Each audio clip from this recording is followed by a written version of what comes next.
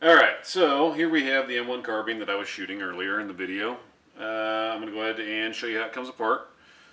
The only tool needed is a screwdriver. If you don't have a screwdriver, this screw is set up to allow you to use the base of a cartridge case. Use the rim area. All you have to do is loosen this screw. Once you have this screw backed out, it won't come all the way out. It'll stop you when you get to the end here.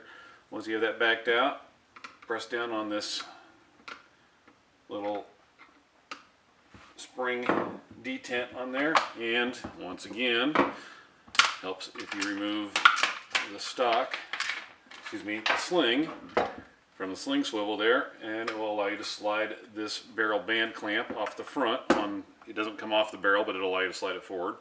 Remove the top handguard. Once you have that off, the action of the gun will come out of the stock, and you can set the stock aside. So then we have the gun here. The receiver is basically in two parts. The lower half here includes the mag well, trigger guard, trigger housing, the hammer spring, safety, and the mag release. Safety on this version here is the later safety, which is a rotating safety. Earlier guns had a push safety that was like a cross bolt safety.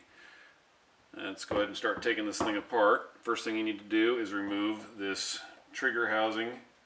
Pull this one pin out there. It'll lift up, and the rear portion sits in a groove here, and it'll come out. Once you've got that out, go ahead and set it aside. The next thing you need to do to take this apart is remove the recoil spring, which is right here. It's a little small diameter recoil spring. It's got a short guide rod in it.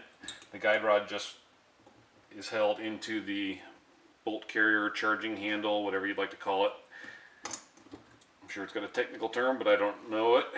Once you've separated that, that's the recoil spring, and there is the guide rod. Set that aside. Pull the charging handle back, and there is a notch cut here that the charging handle has a lug that rides in this groove. Once you pull it back to a certain location, you will be able to lift that lug out, and then you can remove the bolt. The bolt is a rotating bolt, very similar in design to the M1 Garand. Pull that out, there's the bolt. Bolt is all one piece, does not come apart unless you have a bolt tool. There's got a very large extractor right here, and the firing pin is right here. I don't have the tool to disassemble this, nor do I want to disassemble it. It's functioning fine, so there's no reason to mess with it. Set that aside. And then we have the charging handle bolt carrier that we need to remove.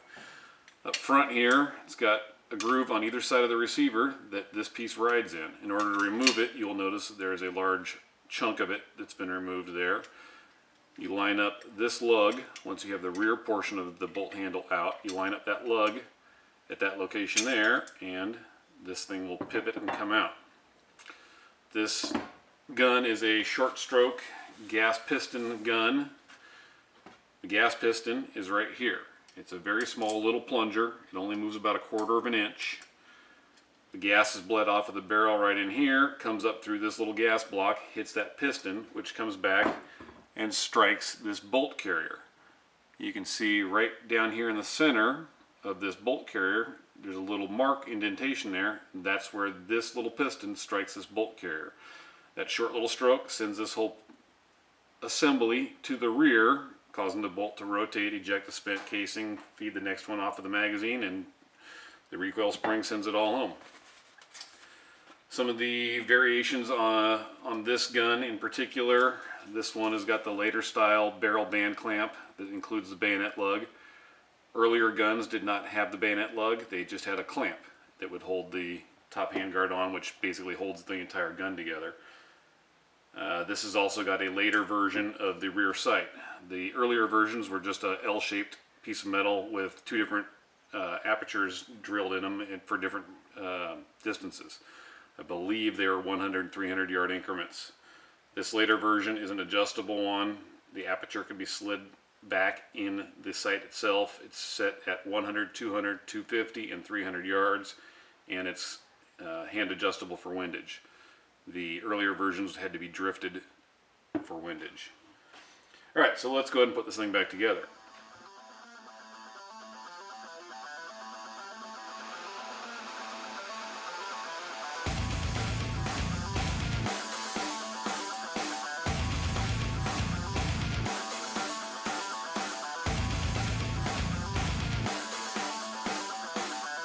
But there she blows back together